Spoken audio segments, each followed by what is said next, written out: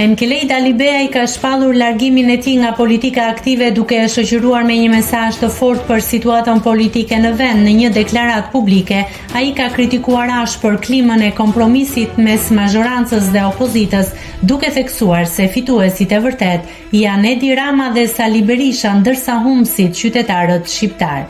Alibeaj: "Unë dal me kokën lart. Këta që ngelen këtu janë pazarxhin. Fitoi Rama dhe Berisha, humbën shqiptarët. Preja e radhës është drejtësia. Unë asnjëherë nuk ja lënë në dorë fatit. Kam shumë mundësi të tjera.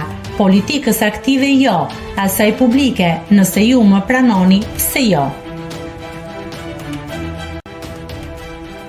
Nëse klikoni mbi butonin subscribe, do t'ju shfaqen të gjitha publikimet tona.